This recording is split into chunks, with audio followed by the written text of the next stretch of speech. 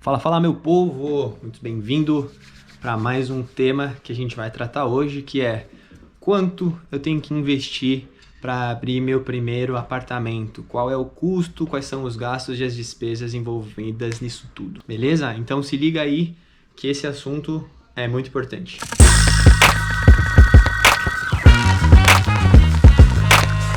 Bom, primeiro para a gente começar, vamos definir aqui o que é gasto, custo e despesa.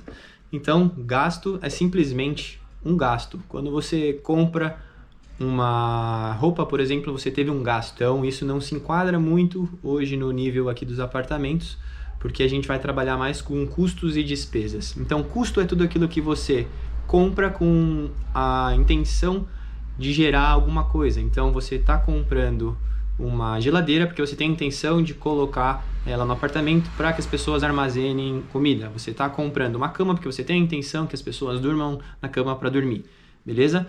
E aí as despesas são algo recorrente que você tem para manter aquilo funcionando. Então eu tenho uma despesa sempre de conta de luz, uma despesa de conta de água, uma despesa de internet e assim por diante. Então, antes da gente começar a elencar os custos de despesas para a gente abrir um apartamento e definir qual que é o investimento necessário, vamos pensar no que compõe esses custos e gastos. Quais são as etapas que compõem o investimento total para a abertura de uma unidade de moradia, beleza? Então, são basicamente 5 custos que a gente vai trabalhar aí para conseguir montar a nossa primeira unidade de moradia. O primeiro deles, que não é tão forte assim, que você não vai gastar tanto, são os custos pré-contratuais. O que são esses custos pré-contratuais? É tudo aquilo que você vai pagar para gerar sua oportunidade de locação, como, por exemplo, a gasolina que você vai colocar no seu carro, o tempo que você vai parar para pesquisar, para andar na rua, plataformas online que você vai ter que pagar para pesquisar, ou até mesmo se você vai pagar alguém para pesquisar isso para você, né? Porque o seu tempo também vale dinheiro. Então você pode terceirizar isso caso você tenha alguém para fazer isso para você. Então, apesar de pequenos nesse universo todo de custos que a gente vai ter, é bom considerar alguns trocados aí para isso. Principalmente se você está começando agora e quer ter maior saving e maior rentabilidade, você deve se preocupar com isso. Uma vez definida qual é a moradia, o lugar que você vai alugar para transformar numa moradia compartilhada, você tem o número 2, os custos contratuais. Aí você já vai começar a despender um pouco mais de dinheiro, principalmente se a gente for trabalhar com garantias que vocês já sabem qual é, aquela que a gente tem que gastar mais para fazer a execução da locação, que são principalmente o calção, ou o título de capitalização, ou o seguro fiança, certo? Nessas 3 modalidades a gente tem que despender um volume maior de dinheiro para fazer o contrato rolar, tá? Então esse custo é o principal, né, dos custos contratuais. Outros custos atrelados aí nessa categoria ainda são custo com cartório. Também não é tão representativo assim, mas você pode ter que gastar com assinaturas, né? Reconhecimento de firmas de assinaturas, de repente motoboy, se você não tem muito tempo para ficar em cartório. E o outro custo é o próprio contrato. Se você não tem um contrato, não sabe redigir um contrato muito bem feito, você tem que terceirizar essa atividade, né? Então as pessoas cobram relativamente caro aí para fazer um contrato entre 200 e 400 reais, tá? Então também tem que considerar esse custo caso você não tenha um contrato. Uma vez que você alugou, assinou o contrato, maravilha, você vai passar para o número 3, que são os custos de adaptação do local. Então algumas vezes você vai ter que fazer pintura, você vai ter que fazer reformas, reparos, colocar chuveiro, colocar piso ou fazer melhorias nesse apartamento para que ele seja mais rentável e retorne mais rapidamente o investimento. Então, não tem um número mágico, esse é o ponto mais específico de cada locação, porque vai depender de como o imóvel está no momento que você fez a locação e dos possíveis reparos que são necessários. Estando tudo em ordem com o seu imóvel, a gente vai para o número 4. Custos com mobília e transporte. Aqui não tem muito para onde correr, né? Você sabe que mobília é caro, transporte é quase uma commodity, então você tem um preço semi-tabelado aí. Então, quanto melhor as suas conexões, mais barato e menos custoso isso vai ser para você, tanto para a mobília quanto para o transporte, tá? Então, eu não vou entrar agora a fundo para falar todo tipo de mobília que eu coloco nos apartamentos, isso eu posso discutir numa próxima, mas é um momento onde você tem que colocar a mão no bolso, porque quanto melhor for sua mobília, mais fácil tem de ser a locação dos quartos. E tem uma linha bem tênue aí nesse meio para a mobília necessária versus o que o pessoal aceita ou não, tá? Isso eu trato em outro momento.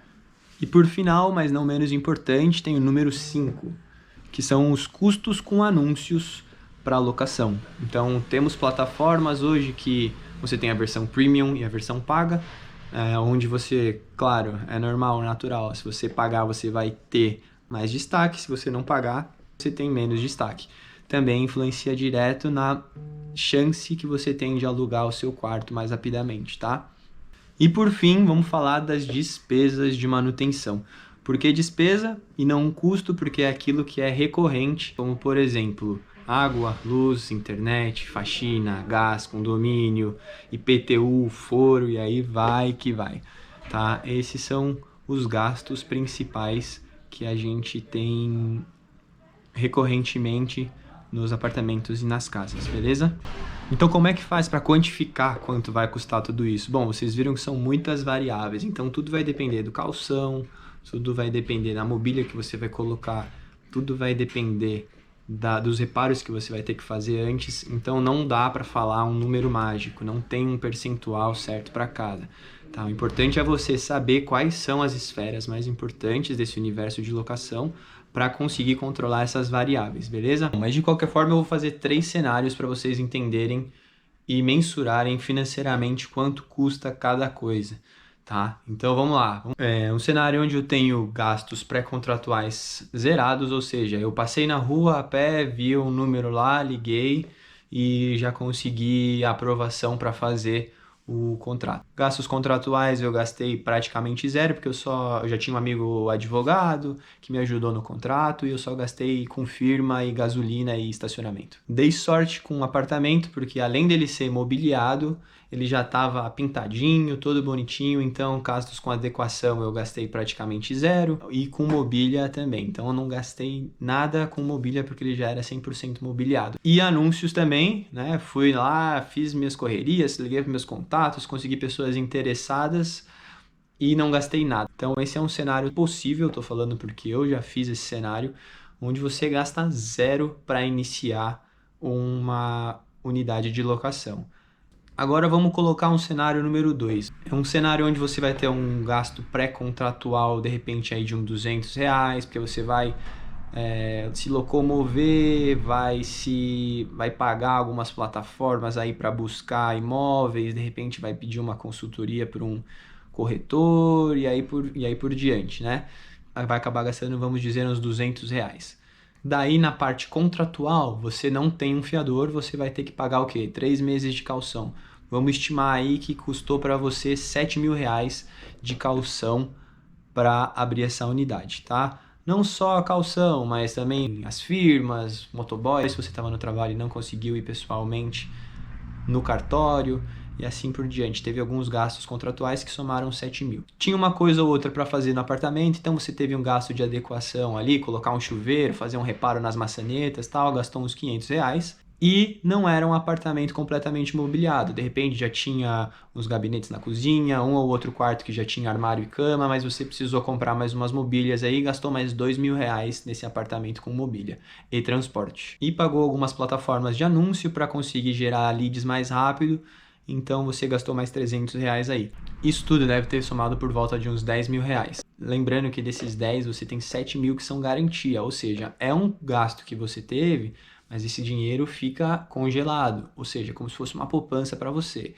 Então, na verdade, são 3.000 que você colocou efetivamente como custos, né? Então, leva isso em consideração, porque apesar de ser um número um pouco maior, aqueles 7.000 não saíram da sua conta, eles estão congelados contratualmente ali até segunda ordem. Então, esse é um cenário pelo qual eu também já passei, onde há um desembolso um pouco maior, mas de novo, dar retorno, né? Vamos falar que esse mesmo apartamento que eu gastei 10 mil reais para abrir me dê 1.500 reais líquido por mês, né? Então, ou seja, 4, 5, 6 meses eu já estou zerando esse investimento inicial, esses 10 mil que eu desembolsei, sendo que 7 são poupança e já tenho em 6 meses, já vou começar a lucrar mais, entendeu? Então, assim, é um negócio altamente rentável. E aí vou para um cenário número 3, onde você tem que eventualmente gastar um pouco mais, por exemplo, por conta de um título de capitalização que é requerido.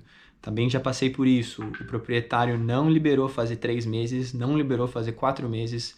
O proprietário me pediu 6 meses de título de capitalização de 3 mil reais cada mês, ou seja, eu desembolsei 18 mil só de título de capitalização. Mais mobília, mais tudo, gastei por volta de 20 mil reais para montar um apartamento. Mas é um apartamento que me traz um retorno médio de 2 mil reais líquido por mês. Ou seja, 10 mesezinho já zerei aquele investimento inicial, sendo que 17 são só de saving, né? 18, né? Sendo que 18 são na minha poupança, ou seja, eu já dobrei em 10 meses esse investimento, certo? E mostra algum investimento aí na bolsa de valores que você faz 100% em 10 meses. Acho meio difícil. Mas é isso. Então, assim, tem cenários e cenários, é só para mostrar para vocês que não tem uma regra e que vai depender de vocês, da vontade de cada um, né? Quem quer vai conseguir, quem não quer vai dar uma desculpa. Então, vai lá, dá uma estudada aí, se ficou com dúvida, me manda mensagem no direct, comenta aí nos comentários e compartilha esse vídeo com os amigos para todo mundo ficar ligado e conseguir gerar essa renda extra e passiva e decolar. Beleza? Valeu, galera. Um abraço, um salve, até mais.